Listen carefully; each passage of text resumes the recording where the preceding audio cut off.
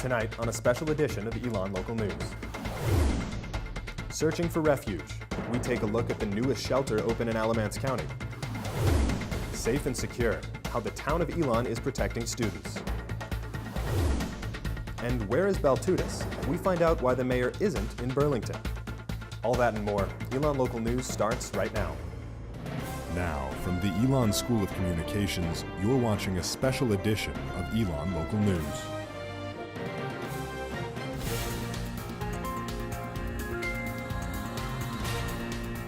Hello, I'm Alex Hager. Thank you for joining us. We've been tracking Tropical Storm Florence after it made landfall this morning and continues its slow march inland. We have reporters across campus with updates, but first, our Jack Norcross joins us in studio for the latest on the storm's path. Well, the storm isn't going to affect us too much, but we are under a flash flood warning right now in Alamance County until 1 a.m. But let's take a look at the storm as it stands right now. As you can see, it is still turning in the Wilmington, Myrtle Beach area as the storm continues to track south into South Carolina. Now let's talk about where the storm is planning on going in the coming days. Right now, as we mentioned, we're right on the line between North and South Carolina. It's going to continue as a tropical storm into South Carolina and then cross back into western North Carolina as a tropical depression. It'll make that switch around 2 a.m. Sunday. This is what the National Weather Service is projecting at this time. We then know that it's going to kind of track up in Virginia, West Virginia, and in Kentucky, continue to be that depression, and then it'll cross over into Pennsylvania as well and move out of the system. Now, let's talk about how much we can expect in terms of rainfall.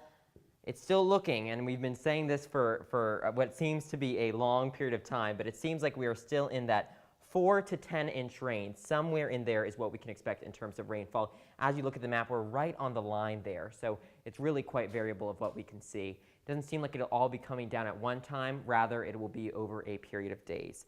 And of course, if you have pictures of the storm, make sure you tag us at #Florence ENN. That's all for now. Back to you, Alex.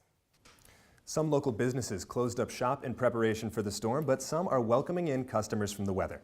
Samantha Casamento is in downtown Elon with more on what's open and what's closed.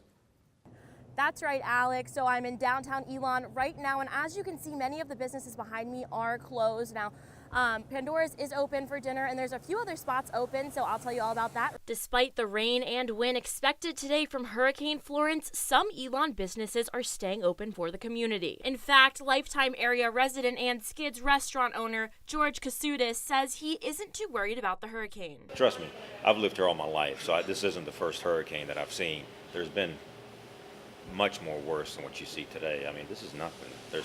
That hurricane by now, in the past, has knocked out powers for 3-4 days, and it was scary. Katsudis has decided to keep Skids open as long as there is power and encourages those without power to stop by.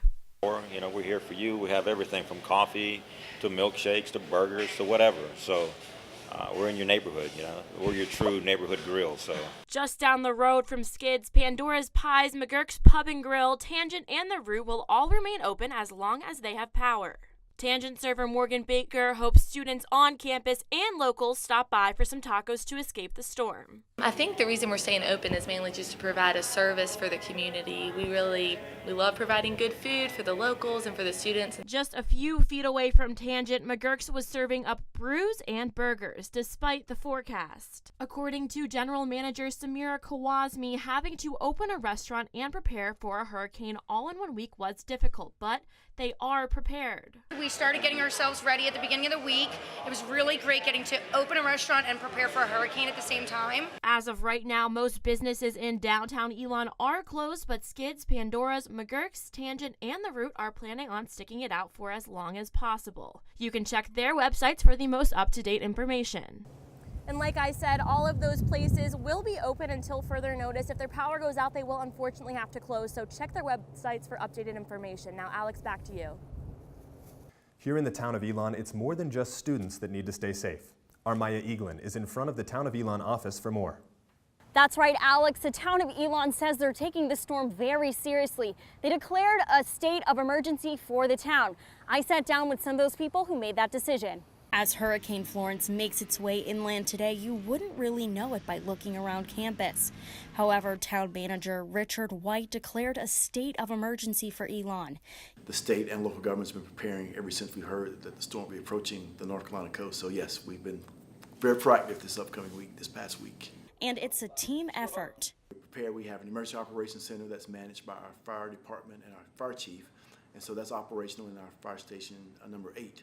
So it's up and running. That's kind of our central command, if you will. Elon Fire Chief Alva Sizemore has been working in fire and rescue for over 3 decades.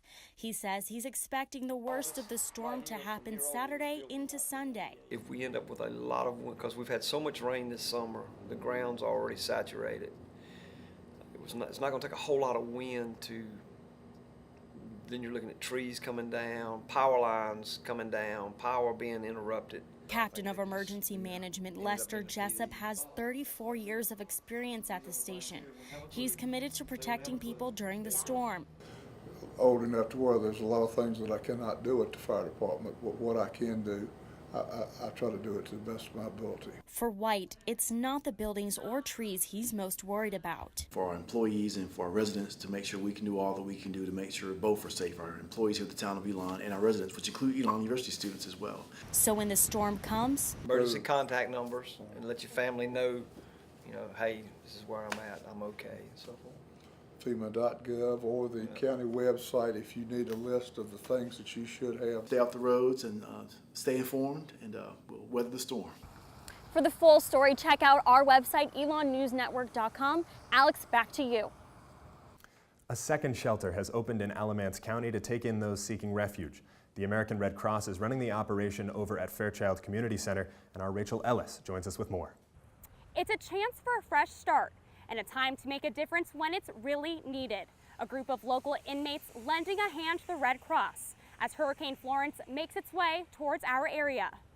A community taking action as people from all over the southeastern region flee Hurricane Florence. This is a trying experience for people. Alamance County working to meet the needs of any individual seeking shelter. We can take an influx of people. After the first shelter in Alamance County, the Lamb's Chapel in Haw River, reached maximum capacity yesterday evening, it was time for Plan B. Safety the priority, Red Cross Facility Coordinator Kevin Hinton says this emergency action plan is in place for anyone looking for another safe haven. Wisely choose a time that they want to get out. This safe haven only possible if everyone is on board, including inmates from the Alamance County Jail. According to Director of Public Information for the Alamance Sheriff's Office, Kirk Puckett, 9 jail inmates were vital pieces to this natural disaster plan, helping to lay out 80 sleeping cots, distribute blankets, and assisting wherever needed. As soon as the tongue on the trailer was dropped down, they went in there, unboxed what needed to be unboxed. Puckett says the inmates at work today have all been charged with low-level misdemeanors, and any opportunity to shine is a win for everyone. For every hour that they work, we try to negotiate with the court system to get them early release. With Red Cross volunteers stretched thin throughout the Carolinas, a lending hand goes a long way, especially for these local inmates. These are guys who have found themselves in unfortunate circumstances. As the winds pick up and water rises, there is a glisten of hope. This is when everybody's star gets to shine. Lowering sentences and coming together as a community. Puckett told me this is what law enforcement trains for, to serve the community the best way they can. Alex, back to you. Although thousands fled campus ahead of the storm's projected arrival, plenty stayed on campus. And when they got hungry, they turned to Elan Dining. Our Christian Galvano is over at Clohan Hall for more. Thanks, Alex. I'm outside of Clohan Hall right now, and according to the latest John Dooley email, Elan Dining is still bringing out food to students. I talked to one of them today. Take a look. My roommate and I have been coming here to eat, and the food has been really good. I just feel very appreciative that they even have food for us on campus right now, and that the staff are here helping serve us. Any updates with Elan Dining will be on our website. Back to you, Alex. Thanks, Christian. Now, you may be surprised to hear where the mayor of Burlington is as the first effects of Tropical Storm Florence hit town. Our Grace Morris has more on that. While we know what Elon is doing to brace for Florence, I went to downtown Burlington today to see what they're doing to brace for the storm. With the rain, wind, and many businesses closed, the streets of downtown Burlington seemed empty. I think everybody is a little on edge. Yeah, we don't know what's going to happen. City of Burlington's Community Engagement Manager Morgan Lassiter says they have been preparing for the storm since last weekend. It's really our initiative to make sure that we keep our community safe and keep our residents safe. So we prepare with an abundance of caution when these types of things happen. But while the City of Burlington has been preparing, the mayor, Ian Baltudis, is nowhere to be found. Burlington has two sister cities, one in Guachunsí, South Korea, and one in Soledad de Graciano Sanchez, Mexico. Mayor Baltudis is currently visiting in Burlington's sister city in South Korea, which Lassiter says doesn't bother her. I think when you're that far away and representing our city with our sister city, that's also important work too. The rest of Burlington's 5-person city council is still in the city preparing for the storm. The weather has been pretty light today so far, so our call volume is not very high right now, but we continue to monitor that.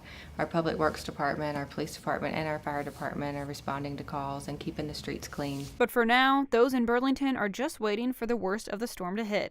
Elon News Network reached out to Mayor Baltudis, who said that it was unfortunate that Florence was happening at the same time as his trip to South Korea, but that he was confident that his staff and Mayor Pro Tem were taking care of things in his absence. Alex, back to you.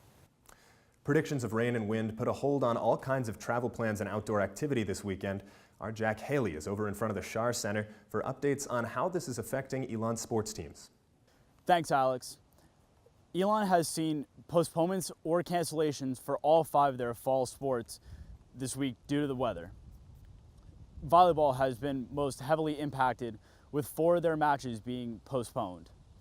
They may not be completely out of the woods yet, as their next 2 matches come at College of Charleston and at UNC Wilmington. Both places have been severely affected by the storm so far. Elon plans to play those games, but is dependent on the weather developments. Football's game against William & Mary is also in jeopardy after being postponed for tomorrow.